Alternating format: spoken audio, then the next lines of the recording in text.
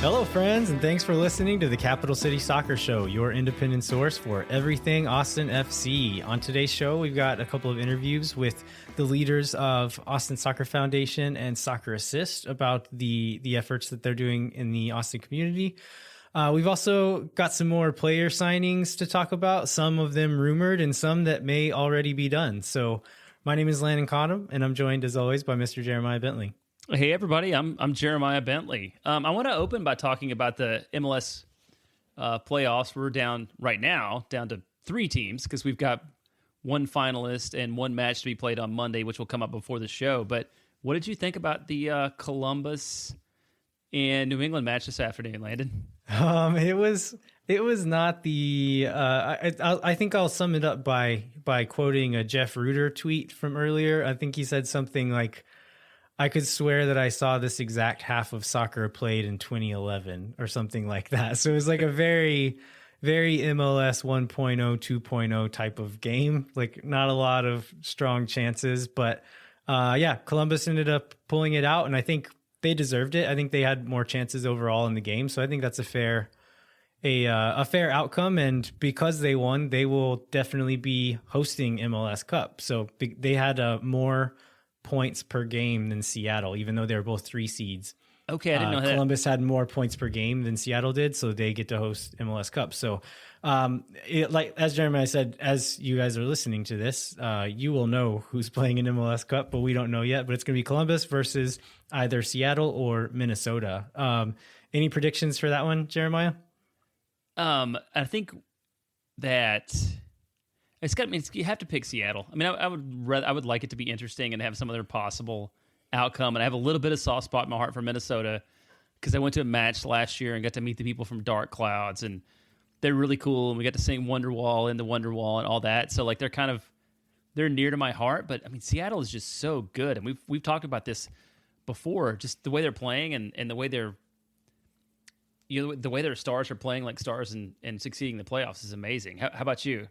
Yeah, I'm kind of in the same boat. I mean, I've got a soft spot for this Minnesota team this year just because of like when they're on, they're a lot of fun to watch, and with Reynoso and Kevin Molino being in such good form right now. I think Reynoso had like, I don't know, was it 6 assists in two playoff games or something like it's something crazy like that. Yeah. But those 2 guys playing as well as they are, like they could absolutely do it. They could beat Seattle, but we know who Seattle is and we know what they've done for the last few years. And so I'm not going to be disappointed either way. I think I would be excited to see either of these teams take on Columbus in the final. And I feel like Seattle would be more of a guarantee for like an entertaining game because I think you know what you're going to get. If Minnesota doesn't bring it like they have the last few games, it might not be a good game. But I feel like Seattle Columbus is like, I could be wrong, but I feel like that has a very high chance of being a fun game to watch. Yeah, and that's the weird thing about the game today is that this entire playoffs has been really interesting and fun and exciting and full of craziness and, you know, all the things that we've grown to love about MLS. And this was like such a step back toward a style of play that we did not love. And I thought it was strange that we got all the way here and then to have that kind of match today out of those 2 teams was odd. But I mean, maybe, you know, New England, I mean, credit to them. You know, they were an 8 seed, had to win a play-in game, had to beat Philadelphia. I mean, it was a heck of a run. So maybe that was, you know, they kind of played a style that allowed them to win, and they just kept doing that. It didn't work out today. Yeah, it's kind of amazing that there haven't been more games like this in the playoffs, right? Like, I think we're a little bit spoiled this year with how good all of these games and like how exciting these games have been this year. So I think if we got one of them like that, then okay, fine. That's fair. I'll take it. So a couple of episodes ago, you guys will have heard our expansion draft or our mock expansion draft that we did with the Chris's. And so we wanted to give you guys a little bit of a preview of what we're going to have next week. So generally we release these shows on a Tuesday. We're going to put the next week's episode off a couple of days because the expansion draft is happening on Tuesday. So we're going to give ourselves a day to do some homework on the players that Austin FC chooses in the expansion draft. and we're going to have Chris Haig and Chris Wellhausen back on to talk about these players these newly signed Austin FC players. So that'll be a fun show. Hope you guys are looking forward to that one, but it will be a couple of days late, probably on that Thursday. So be looking out for that. Let's get into some Austin FC on-field news. So Club Guarani out of Copa Libertadores. Kind of saw that one coming. Yeah. So not a huge surprise, but that means that Cecilio and Rodney will play out the rest of the league season throughout the end of the year. And then I guess they'll be coming to Austin maybe in January even. So that'll be something exciting to look out for. Final academy match of the fall season was this last weekend. So U15 team beat, it was against Solar FC. Is that right, Jeremiah? Right. Yeah. Solar FC. Yeah. So U15's won 2-0. U14's lost 1-2. U13's won 2-1. U15's had a really good season. I was looking at the standings. So they have it divided by regions. Austin FC was at the top of the Texas table. Mind you, they played a lot more games than some of the teams. Like FC Dallas had fewer wins, but FC Dallas only played 4 games and they won 4 games. So regardless, Austin FC had a really strong fall season. So I think the whole MLS Next tournament or MLS Next organization is kind of slow playing, releasing schedules and all of that, just because things are so up in the air. So they will be playing a spring season. We don't think we know very much, if anything, about that season yet, but the academy will be back in action in the spring. So we'll be keeping an eye on that. Let's get into some player rumors. So I think we wanted to revisit a rumor that we mentioned on the last show, which was Paul Aguilar. So what have we seen about that, Jeremiah? Well, yeah, on the last show, it was just, I mean, it seemed like a rumor with no connection other than that we knew that he was going to leave where he was and that he had talked about MLS, but there was no direct connection to Austin. But then this week, Sports Illustrated had a 3-sentence article that was posted for about a day that said Aguilar coming to MLS, has signed with Austin FC. Everybody got excited about it and screenshotted it and put it on Twitter. And then it suddenly disappeared. So I don't know if that means that there was an intern playing around with a website or if there's more meat on the bone on that one. So did you look any more into that? Not into that particular story, but I did look more into Aguilar. So I was admittedly a little bit cold on this rumor on the last episode, just because I didn't know a lot about this guy, and he's a 34-year-old defender. So I've now looked a little bit more into who he is and what he's like, and so I think now that I've seen the man dance, that I am very into bringing him to Austin FC. He's got these bizarre celebration dances that he does when he scores or is involved in a goal, and I would sign him just for that, just because it's like the weirdest stuff you've ever seen, and it's just like you would have never seen anything like that on an MLS pitch before. So I'm into signing him just for that. But I did look into what kind of player he is also. So I think like in his top form, I think he's a great player. He's really exciting fullback, likes to get forward, put in crosses, likes to be on the ball. So he's not just like a lockdown defense fullback, even though he seems like a decent defender as well, but he likes to get forward and attack and have the ball at his feet. So I think he would be a fun player. My biggest questions would be, how much money does he want? With looking at just kind of like, I couldn't find what kind of money he's actually on, but I think the average Liga MX salary is just over $400,000 a year. So with the guy who's been with the top club for that long, you would imagine he's maybe making a little bit more than that on his Club America contract, meaning we could probably get him for a little less than that, given his age, and probably a shorter term contract. So he wouldn't be a DP. He would still probably be a fairly expensive defender, but not a DP. And then also his age, he's 34 years old. He played a ton of games in 2019, and it looks like he wasn't playing 60 minutes and getting subbed out. He was going full 90 almost every game in 2019, and got replaced in the starting lineup by a 22-year-old right back this year for Club America, which is why he hasn't played that many games this year. But that's my biggest question is like how much gas does he have left in the tank? And if the answer is a lot, then I'd say go for it, because I think he would be a fun player to have on the team, a really strong veteran presence who has won I think 7 titles with Club America, something like that. So knows how to win, experienced player, seems like a fun guy, good locker room presence. So if it looks like he still has legs, then I say let's do it. Yeah, and the salary thing, I was just thinking about this. We saw, I think it was on Twitter and maybe on Instagram too, like Club America was going to cut his salary back significantly, right? Isn't that the thing that got him like so upset? So it was originally the talks were they were going to sign him for like, I think they said like 6 more years or something, which is a crazy long time for a 34-year-old. But then they're going to cut his salary by 70 or 80%. That's what I thought. Yeah, I remember seeing that, and like 70 or 80%. Yeah, and he's like, okay, you know what? I'm done with this. And then they came back again. The next offer was, we'll re-sign you for 20 days so you can play in the CONCACAF Champions League and then be done. And he turned that down too. So he's just going to be done with the last game that they played in the Liguilla, like their playoffs.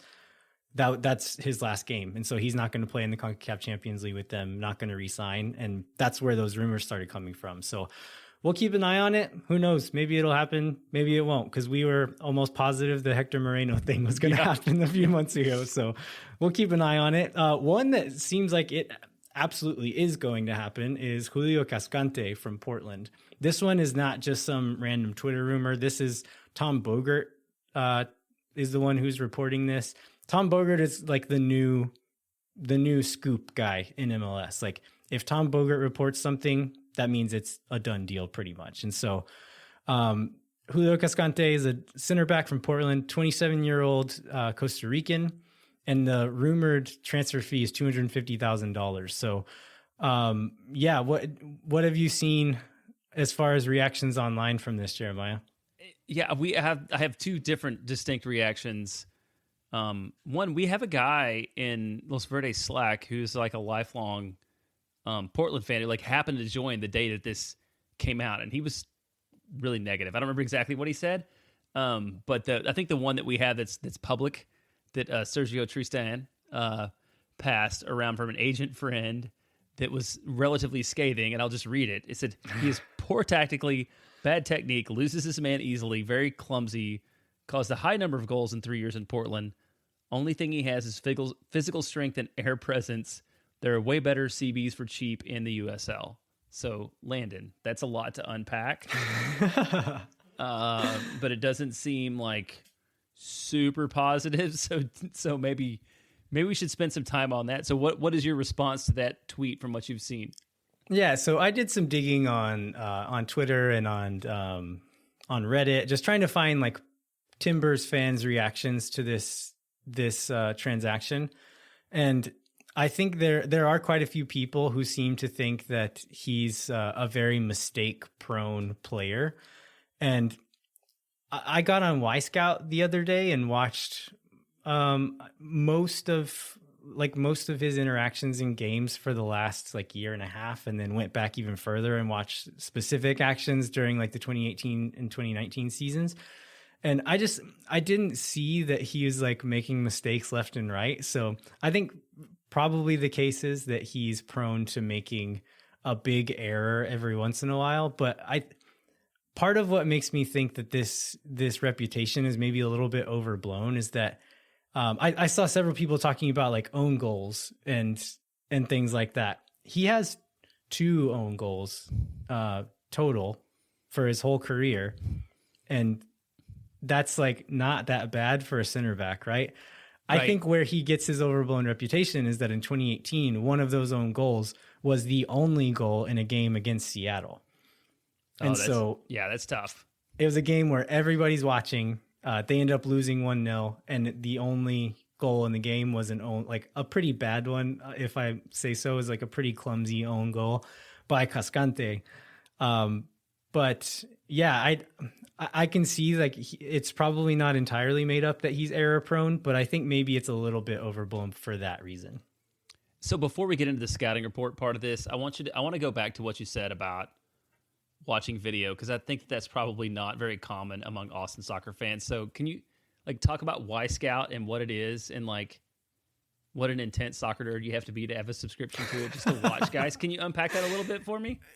So Y Scout is like it's essentially a scouting tool that like professional soccer scouts use, but just like anybody can buy a subscription to it. And so at the beginning of the pandemic, I decided to buy myself a gift and get myself a year-long subscription to Y Scout so I can start watching video of Austin FC players as we start signing them. So that's what I've been doing with a lot of these guys, is just jumping on, and it's really cool. You can like split it up by specific actions. So I actually went in and looked at own goals by Julio Cascante, and there were 2 of them. And it's like, okay, that's not that bad.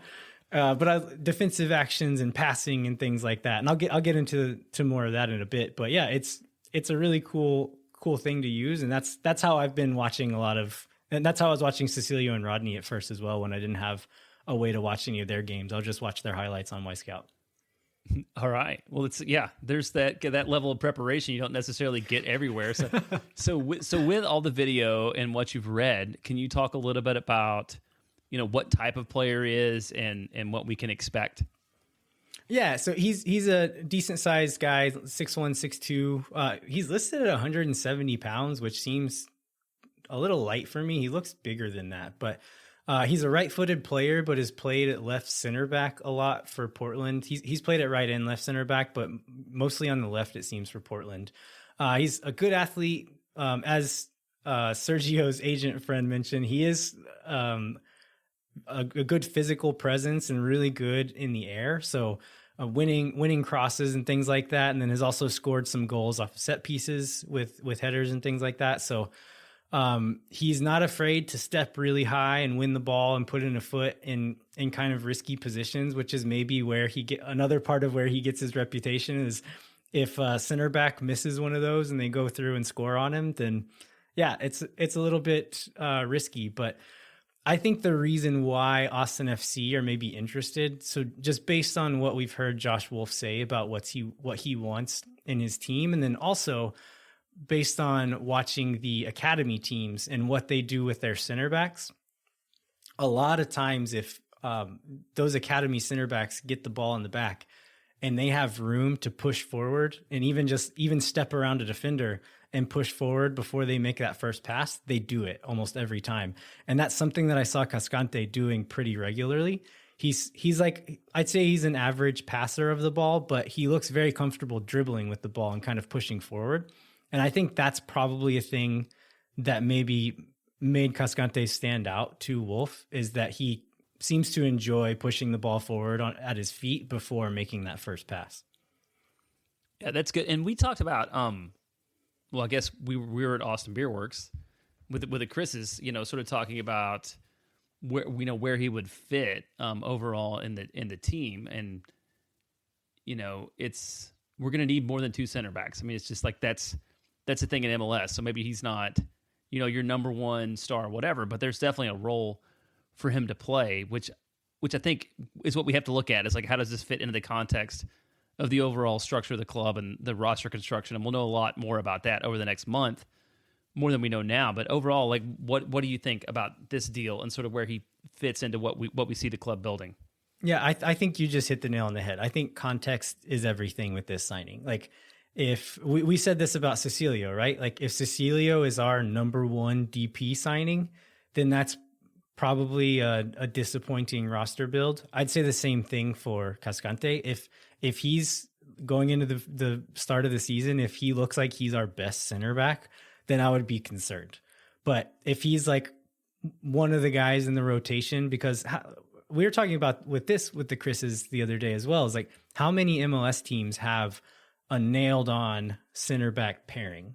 There's like not very many of them, right? Like, most of them have kind of a rotation that they work in and out. I would suspect that's the plan for Cascante. I would imagine he's 27 years old. He started a lot of games for Portland in 2018 and 2019, was like one of the starters for most of those seasons. And so he's got a lot of experience. Seems like just like a good dude. I watched some videos, just like interviews with him as well. Seems like he'd be a good presence in the locker room. Teammates seem to like him. So I think just a good squad player, good rotation in that center back pairing. But yeah, like I said, if he's the best defender we have going this season, I'm concerned. But if he's just like a rotational center back, then I'm happy with this. I'm not that concerned about it. Yeah, and financially, he doesn't make a ton of money, right? He made like 170 or something? Yeah, in 2019 he was on 170,000, which I would imagine it would be the same this year. So that's not a ton for a center back of that age, really. Yep, that makes sense. Okay, so we'll get into this next week because everybody has started announcing who they're keeping and who they're not, and free agents, who might be available in the expansion draft, who we might sign otherwise. But there's one particular name that I think we need to cover, and that is Will Trapp. Where you're Trapp. going. That is Will Trapp. And well, let's start with why Will Trapp is an interesting name being associated with Austin. So can you give a little bit of that backstory? Oh, he was Mr. Columbus Crew, right? Like he was the captain of the Columbus Crew for a few seasons. And during all of the Austin Columbus saga, he was the captain of the Columbus Crew. Only this last season did he get traded to Miami and played this whole season at Miami. But before then, he was like the poster boy for the Columbus Crew, which would make it a very interesting signing if he came to Austin. Yeah, and beyond that, like the poster boy for Save the Crew. Like he got very vocally and like notably involved in that whole movement more than just like a guy who played for the team. And I think he's a Columbus guy too, if I remember right. Like he's from Ohio. He's an Ohio native. I think that's true. But yeah, I think a lot of people, like especially United States national team fans, they have maybe an image of who Will Trapp is, and I think you need to kind of separate your ideas for the national team and who would be a good MLS player.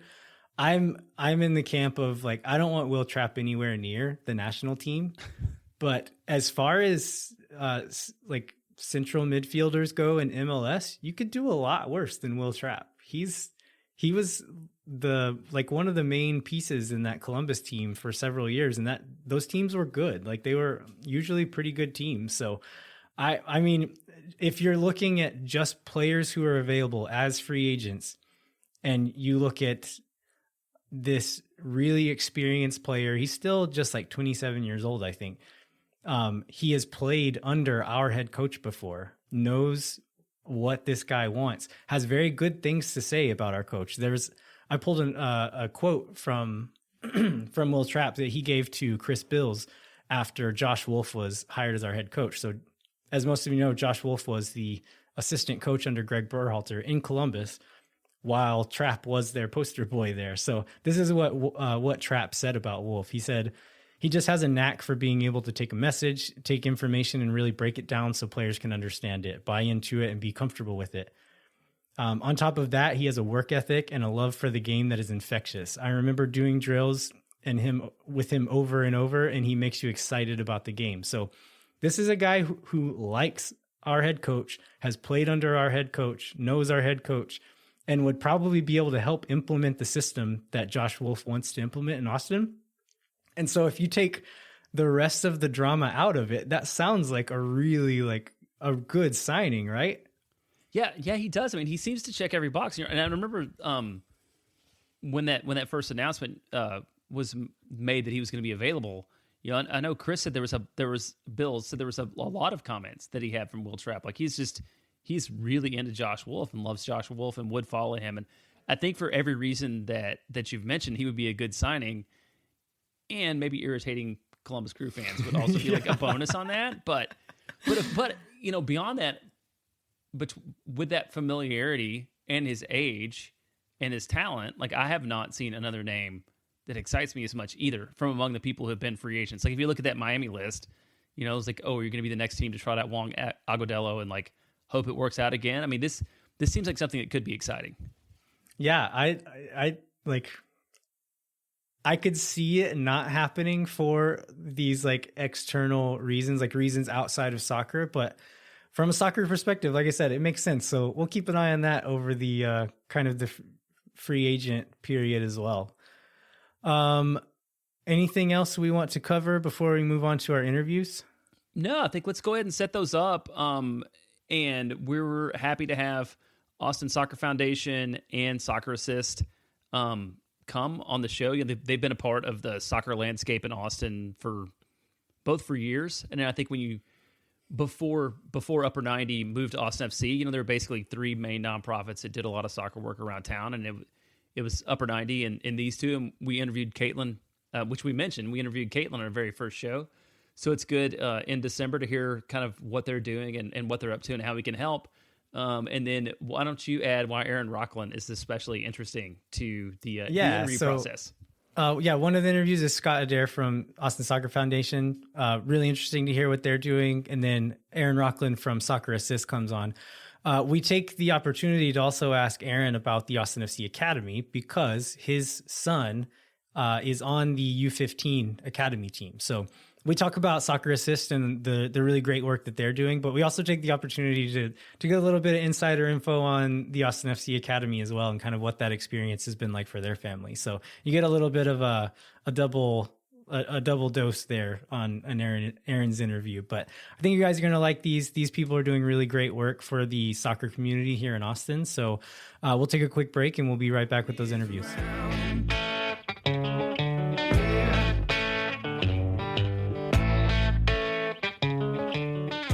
We are joined now by Aaron Rockland, who's the president and founder of Soccer Assist. Aaron, thanks so much for joining us, man. Thank you both for having me on. I've been looking forward to this experience for a while. Yeah, so Jeremiah and I have both gotten to know you a little bit over the last couple of years, but just take a little bit to tell our listeners a little about yourself and who you are. Sure, I appreciate it. My main job is I'm a psychology professor at UT and also a licensed psychologist, but for the last probably 6 years or so, I've been heavily involved in the soccer community, in part because my kid's a high-level player and he plays on the Austin Academy.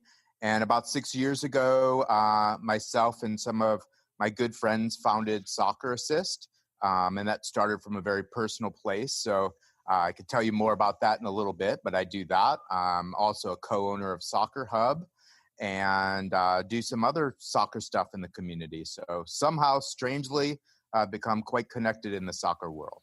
Well, why don't you talk about the idea behind Soccer Assist? So you said you founded it with a group about 6 years ago. Sort of what's the origin story?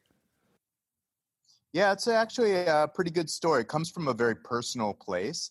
Our son, Dylan, who was about probably 8 or 9 at the time. I remember very vividly, I was coaching his indoor team at Soccer Zone. And it was a really rough game. We were playing Mini Mexico, and they were beating us like 9-0 at the half. And my son took one in the face, and I asked if he wanted to go back in at that half, and he did. And he ended up scoring 4 goals in the second half, and we lost like 20-4. And the coach from Mini Mexico came over to me and said, "Me gusta como juega tu niño. Él puede jugar en mi equipo." And I looked at him straight in the eye, and I said, "Absolutely. It seems like you know what's going on." And they were a spectacular team. And that started a really kind of powerful, personal, and soccer story of my son playing over in the East Side with families and kids who were very different than us. And he became a much better soccer player, but more importantly, a much better person. And my wife and I began kind of hanging out with also primarily Hispanic families on the East Side. And it was just a very powerful story of kind of soccer bridging socioeconomic and cultural barriers. And yet, at the same time, we were learning very clearly that a lot of these families had barriers to playing at soccer at the highest level and getting kind of, more clear opportunities and such. So that's where kind of the foundation for Soccer Assist started, and started to work with clubs like Lone Star and Westlake, who were like, "Let me get this straight. You want to send high-level players to our club and help provide scholarships for that?" And I said, "Yeah, that's pretty much it." So they were on board right away, and then kind of some momentum happened, and we started these really, well-attended and very fun soccer socials, which I've always believed there's a need for and a powerful means to raise money. And so that's kind of how it started eventually, through networking and partnerships and good sponsors. And this was well before Austin FC was even a rumor. So I'm kind of proud of that little fact. So you mentioned some of your fundraising events. So you guys now, I know for at least the last few years, have had kind of a big party as one of your main fundraisers. So can you tell us a little bit about those fundraisers and some of the highlights of those? Sure, I really appreciate that. We're very proud of having really kind of classy but fun soccer socials. We've had one each year. It is our main fundraiser. We've kind of profited about $30,000 from each one. We've had Landon Donovan's twice to our parties, and he was an absolute blessing to have, and was so much fun. We've had why am I blanking out? Stuart Holden's been at our party. Brian Ching's been at several parties. And then we've had great entertainment as well. We've had Bob Schneider. We've had Tamika Jones. And this last party, I'm blanking on the name of it, but it'll come back to me. It was a great kind of disco party. And it was stuff. Skyrocket, man. That's like my wife's my wife's favorite cover band. Go. That's like the best soccer event she's ever been to. Oh my God, that means so much. So anyways, it's been like, we're very proud of our parties, and we've had great support, not only from sponsors, but also getting, La Murga there. They were there at our last party, had an absolute blast. And anyways, it's been, I think there's a niche there for having kind of fun soccer parties with people throughout this city, even more so with the MLS connection now, but getting together socially, have a good time, raise money for a good cause. And that cause has morphed a little bit over time. And I could talk about that more later. But yeah, we're proud of those parties for sure, and getting a little reputation for it around the city. Yeah, well, so you started with scholarships, right? We can go to that next. Yeah. So, but it has morphed a little bit. And I know you're in the futsal court business with kind of, we'll talk about it. I mean, kind of one on your own and one with the club, but yeah, go through that and how that came about. Yeah, absolutely. Well, I found out very early on about these mini pitches that were going on around the country, and I really kind of fell in love with the idea. And from day one of Soccer Assist, we have saved 20% of all incoming money to raise money for those courts, right? So we've done that. And then also, I'd say for the first 3 or 4 years, the other two things we've saved and spent money on were scholarships and a free summer camp that we've put on, a free indoor summer camp, which I think is really unique and needed in the Texas summer heat.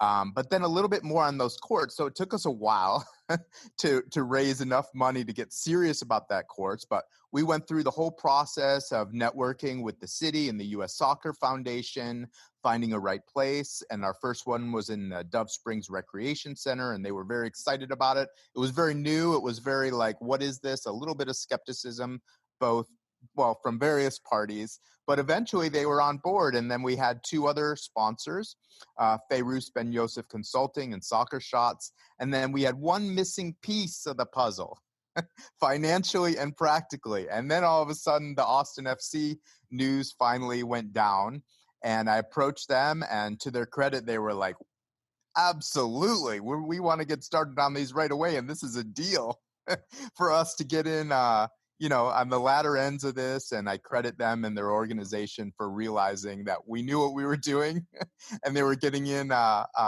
a good level. Let's put it that way. And so they've been fantastic. I also kind of honor, we're proud that we have center court there with our logo for the first court, but to honor the MLS team coming on, we're like, we want it to be black and verde. And so that first court was designed that way. And then the latest court just was finalized about a month ago. And yeah, so that's been one of our goals, and to try and we're probably retargeting our funds primarily towards building and collaborating with more of those courts, because I think it's very powerful, not only socially, but I think those courts are a success, a technical success to U.S. soccer moving forward and starting there to be more places to play in inner cities, in a similar way to kind of how we see basketball courts and baseball courts all over this country. Yeah, and for those that don't know, your first one's in Dove Springs, right, which you talked about, and the second one's sort of, it's kind of close to the stadium, right? Breaker, or what's the neighborhood? It's at Woolridge Elementary Park.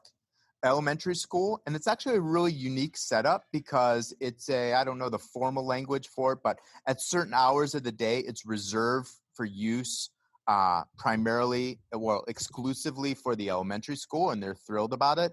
But then at a certain time in the afternoon, I think like 3 or 4 o'clock in normal times, it opens up and is just a public park. And this one has lights, and it's going to be spectacular when this whole pandemic goes away, which we're all hoping it does soon. There's going to be a lot of soccer going on in that court, both for kids, adolescents, and adults. So you've And told it's us very close to Lamar 183 Burnett. Yes, it's close to the new stadium. So you've told us a bit about what you do, but you also mentioned your son Dylan, who is on the U15 Austin FC Academy team. So what is what has that experience been like for you as being a soccer dad for an MLS Academy player? It's been awesome. It's been very powerful, impressive. I think it's fantastic what the Academy's doing. He was playing in the U.S. Development Academy for 2 or 3 years before, so that part hasn't changed that much. We played high competition then, and we're playing high competition now. We're just winning more. And we have a lot more coaches and eyes and video cameras. So that part's been very exciting. But yeah, I mean, first of all, it's been just a pleasant and welcome distraction in this, pandemic and health crisis that we're in. They've been very careful about that, but obviously, us parents, it's nice to be able to still cheer on the sidelines for your kid playing soccer, and that's no small feat, by the way. In California, kids are still not playing soccer. I have family in Argentina. Nobody's playing soccer down there yet. So even something as simple as your kids getting together for practice and games, you're coming to appreciate them a lot more these days. But kind of big picture regarding the academy, it's a major commitment for kids and families, obviously. But it is the future. It is the present and the future in developing top level soccer players in the United States. I'm pretty convinced about that. And while we have a ways to go, I can tell you that those top teams around the country are producing phenomenal talent. And I think the coaches that they're bringing in are top level, including here at Austin FC. I think it's no accident that a lot of them are international. The Austin FC Academy, has coaches and assistant coaches all over the world with a heavy dosage from Spain. So it's just good all the way around.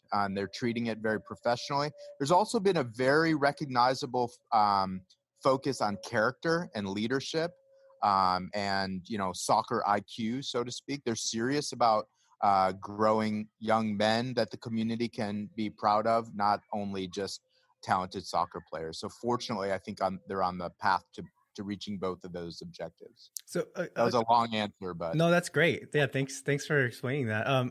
A question that I think I've always had is, and I think you would be well positioned to answer it, having seen kind of this progression of what the top level of youth soccer looks like in Austin since Austin FC has come in.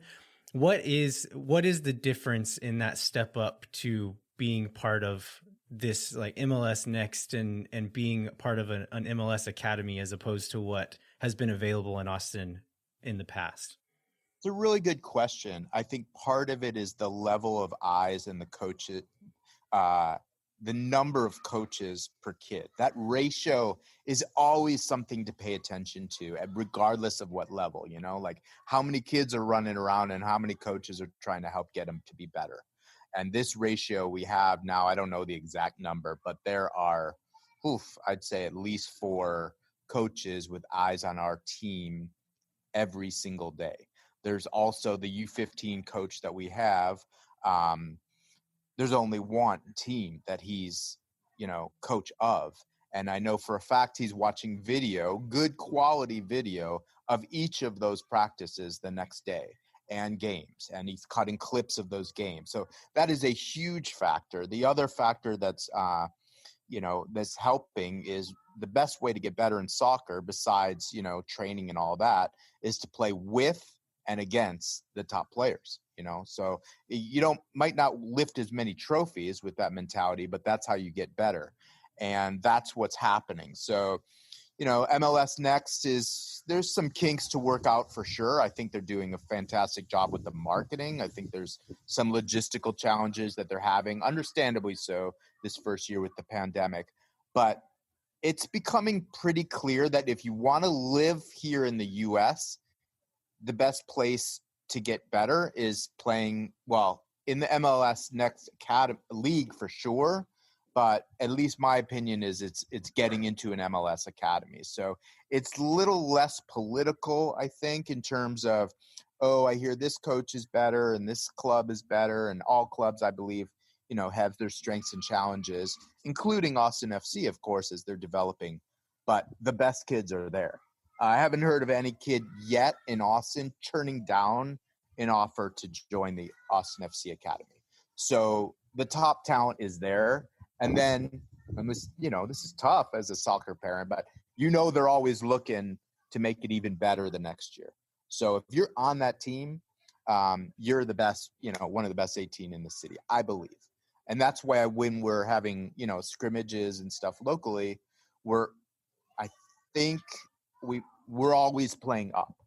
So we play some very good competition locally, 05s, but we're not playing our own age group. And I think that's probably a good decision. Does that make sense? Yeah. Okay. So I've got one. I'll give you one like brag and dad chance because I saw this. I think it was on Dylan's Instagram video. So what did he do to stay busy during the pandemic? Well, a few brag and dad moments. First of all, Dylan has scored the first goal in Austin FC history in a regular game. Proud of that against San Antonio last year. It was a header, ironically, for the shortest and smallest kid on the field, weighing in at barely 100 pounds. And the other thing, Dylan's got a good social media following at Dylan Rockland. I guess I'm his parental manager of sorts.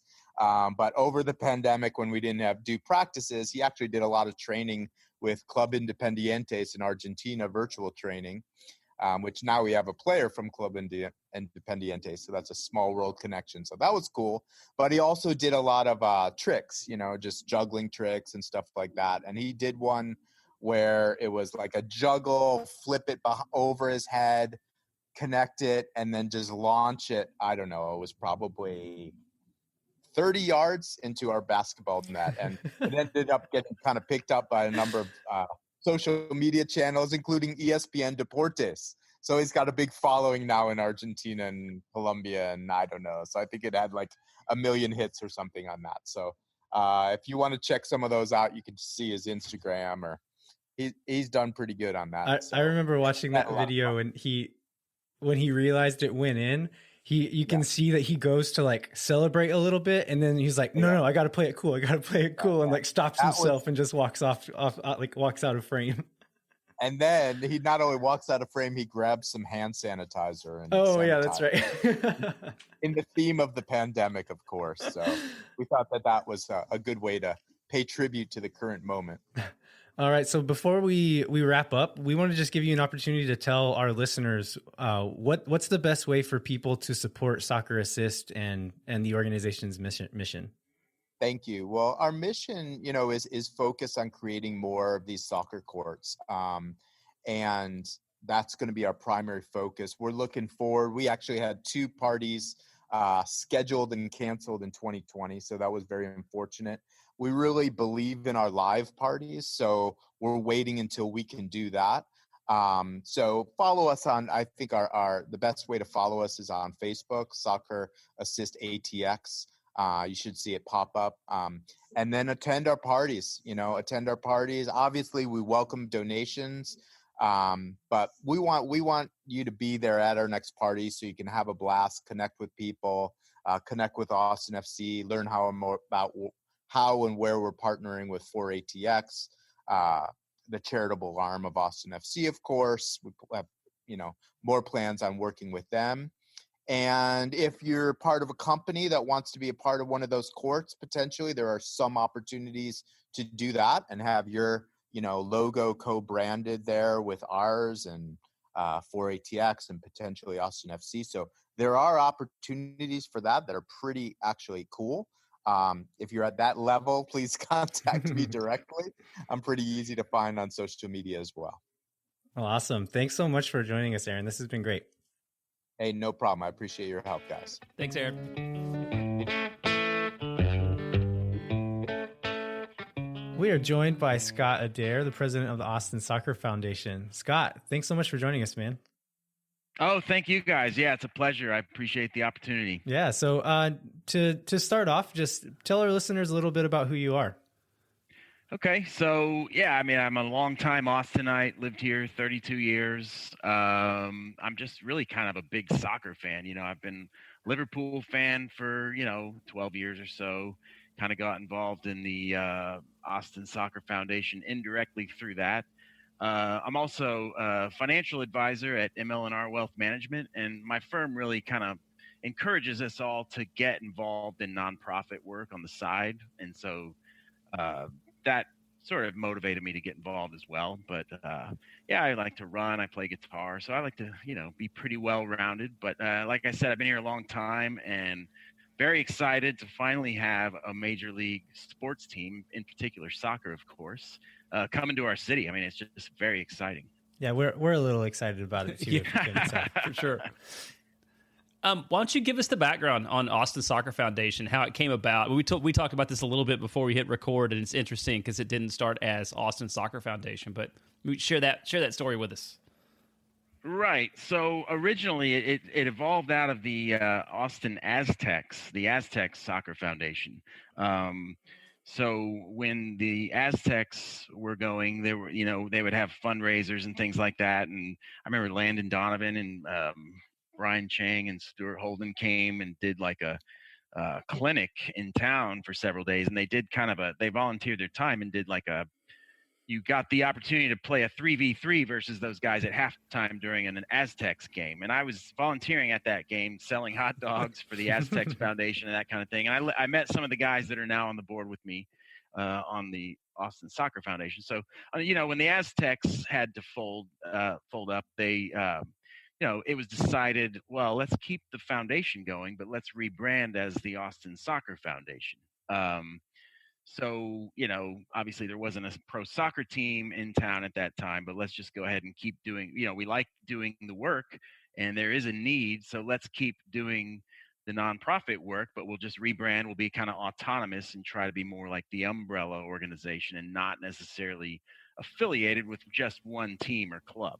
And what is generally the nonprofit work? What types of stuff do you do? Right. So we started off, we had three main initiatives, and now we've added a fourth since we started. But we started off with educational assistance, so scholarships, and then field development and player development. And then along the way, we added referee development because it's really one of those kind of underrated or unsung parts of the game that people don't always give attention to, but it's obviously a very important part of the game. And there is actually kind of a shortage of referees across the leagues. I mean, you've got so many different leagues. There's just a need for refs. So we wanted to kind of help try to spur that along as well. So those are the four main initiatives that we started off with. And, when you start, it's a little more difficult to raise money because you haven't actually done anything with those initiatives yet. And so along the way, now we've built up kind of a track record, giving out scholarships and helping AISD with field development and, doing a few referee clinics along the way. And so it helps when you have a 5-year track record. It just makes it a little easier to go out and raise money for the foundation. So speaking of raising money, I know one of y'all's big fundraisers every year is the foot golf tournament, which happened. I think the most recent one happened last month, and luckily enough, was actually able to go on this year. Right. But tell us a little bit about that, the history of the tournament and the backstory of the trophy. Yeah. So we started the tournament about 4 years ago, and we were doing it in the summer. And it's we were trying to figure out a time when we could do it when it wouldn't interfere with kids games, EPL games, the men's league games, all the different leagues. Like we were trying to find a time, and so we thought, well, what if we did it in this kind of early part of the summer? But I mean, it was just scorching hot. Even when you start at 8 a.m., it's just really hot, and we all had a good time, and it was a great event. But this year, we kind of, with COVID, we weren't sure we were going to do an in-person thing yet, but it started to look like with golf and that kind of thing and foot golf. I mean, it's easy to socially distance, and so we were a little delayed, but we did it in November this year. And it's always been, like I said, in the summer, but I mean, it was just so much more pleasant. The weather in early November compared to early June we didn't see anybody nearly dying of heat stroke this time, so that was a good thing. Oh yeah, and so this year we started a new thing. We had kind of the Charity Shield Trophy. Was Eddie the Armadillo? He rose from the ashes, kind of like Lazarus. That was from 2015. There was like an MLS tournament here. Was it the Atex Pro Challenge? I think that the Aztecs hosted, and so it's a big armadillo called Eddie, and so the winning supporters group got to pose with it, and it was fun. People had fun with it. I heard that two idiots on a podcast started a rumor that everyone got an armadillo trophy. So I don't. So somebody needs to tell those guys what's what. Yeah, Well, Brunson gives me a hard time about that. Yeah. Eddie wasn't cheap, so I mean, if we had the money to give everyone one, that would be great. But we have to keep Eddie the armadillo pretty under lock and key. So how did y'all come how did Eddie come into your possession? We actually made our own replica of it. I mean, we had it made, so we made our own, but it looks just like the real thing. So, what are some examples of other events that you guys typically hold? Well, so our really big one too, in addition to the foot golf one, is our annual Austin Soccer Awards Gala. So again, we weren't able to do that one in person this year. We did it virtually, but that was actually our 5th one this year. So we've done 4 in-person Austin Soccer Awards galas, and we honor the Austin American Stateman high school male and female players of the year, the coaches of the year. We honor our scholarship recipients. We have a Lifetime Achievement Award winner that we honor, and that's always a lot of fun. And the first year we did it, the thing I was most impressed by was just how many different people from the soccer community you could see, hadn't seen each other in a long time, and it was just fun seeing them all connect. You could just tell how deep the roots go. I mean, back to the 80s really. And so like this year we honored a guy, Nigel Bowman, who's been around forever. He's big in the Austin Men's Soccer Association, and I mean he really helped really the early days of Austin soccer in the 1980s, along with Wolfgang Sunholtz, who was a huge guy in the local soccer community. He passed away a year ago in 2019.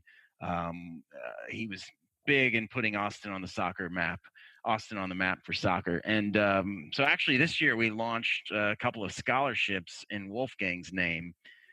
So that was exciting. So despite COVID, I mean, it's actually, considering all that we've been through, it's been a pretty good year. I mean, we were able to do our gala virtually, and we were able to do our foot golf tournament, and the foot golf thing went so well, and since we had it at the end of the year this time, we're actually thinking we might try to do 2 in 2021. So we may do one in the spring and one again similar to this year in the fall. So it's easier. The gala is a lot more work to put together, to be honest. Like it's a hotel, you're dealing with meals, you're dealing with ticketing and everything, and getting items for the silent auction. I mean, it's a lot of stuff goes into that, and we love doing it. But foot golf tournament, we've done enough of to be kind of like, okay, we call Harvey Pinnock and just get it done. So it's a lot of fun. So yeah, we're looking forward to that. Quite a few Austin FC and Austin Bold fans that have started playing a lot during the pandemic. They'll go out there every weekend, every other weekend, and we're playing a lot. So there might be higher demand for it in 2021. I hope so. Yeah, I mean, Josh Jackson's out there. Yeah, that guy. He helped us out a lot, actually. He was kind of a consultant, you could say. He gave us tips. I mean, we've done several of these, but you can always learn new things. And Josh is a great guy. I've known him for a few years. So I always like to say that anywhere in Austin, if someone touches a soccer ball, Josh Jackson will magically appear. I believe it.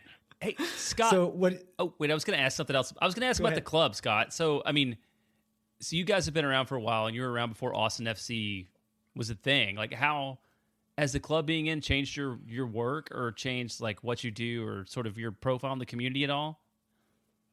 Not really. I mean, we pretty much do what we've been doing. I mean, we kind of carrying on in the same tradition. And we're good friends with Caitlin Swartz. She runs, she's the executive director of 4ATX, which is obviously Austin FC's nonprofit wing. Caitlin actually had a nonprofit organization that she started called Upper 90. She kind of launched that at one of our awards galas. I think Caitlin was our first guest on this show, right, Jeremiah? Oh, she's awesome. Yeah, she was. Yeah, she's great. They got the right person over there at 4ATX, and so we met with her and sort of, she just wanted to get an idea of what we wanted to keep doing, and we gave, talked about our initiatives and made sure everyone's in sync. And I mean, they're obviously the big fish, but they have a nice big budget and they're doing good work. And we just hope to carry on in that tradition and keep the partnership going. But So- we're happy for them. I mean, and Caitlin and everything. So what does Austin Soccer Foundation have in store for the future? So right now we're kind of planning kind of end of year, wrapping up, and looking out to next year. Like I said, we want to do another foot golf tournament, maybe in the spring.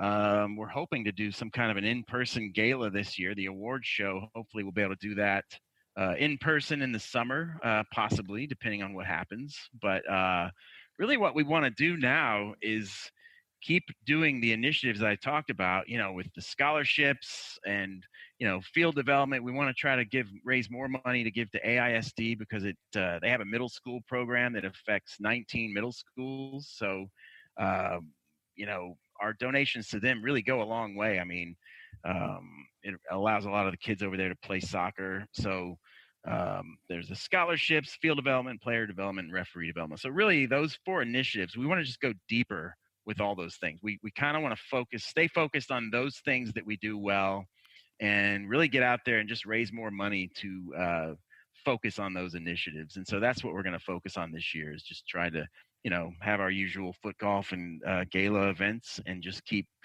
preaching our message. And that's kind of what we have in store. Just keep doing what we're doing, but push harder in those directions. All right, awesome. Yeah. So, what is the best way for our listeners to support Austin Soccer Foundation and your mission? So we have a website, and obviously donations are helpful, but also just keep an eye out on social media. We're on Twitter and Instagram and Facebook, of course, and like I said, we have a website. And so if not only just donations, but people volunteering their time and just kind of keeping their eyes open for when we have our next event, just stay tuned and come on out. We're always happy to take on new foot golf players or people that want to help out in any way they can. All right, awesome. Well, this has been great. Thanks so much for sharing your story and the foundation story. And thanks for joining us. Hey, my pleasure, Landon and Jeremiah. Thank you very much. You guys do a great job, so take care. Thanks, Scott. All right, we'd like to thank Scott and Aaron for coming on and talking a little bit more about Austin Soccer Foundation and Soccer Assist. And then we also appreciated the perspective that Aaron had as a soccer dad, and how the MLS Academy has come in and changed a little bit about how the top level of soccer works in Austin. We'd like to remind you to rate, review, and subscribe to the show wherever you get your podcasts, and then also to visit capitalcitysoccer.com, where Troy Bryant and Zach Mason bring you the latest in Austin FC news, including player rumors, sponsorship updates, and more. And Troy recently published an article that provided a visual representation of the money that Austin FC will have to spend on player salaries in 2021. It was a little bit of a companion piece to what we talked about on the last podcast. Yeah, much easier to keep track of it in a visual form as well. Yeah, in a picture. Yeah. All right, we will be back next week. As we mentioned before, we'll talk about Austin FC and MLS news and things like that. But the primary part of the show is going to be our reaction and kind of analysis of the expansion draft. So we're going to be a couple of days late. We'll likely be released on Thursday. And we're going to have our friends Chris Wellhausen and Chris Haig back on. So be looking out for that. But until then, I'm Landon Cottom. I'm Jeremiah Bentley. We'll catch you next time.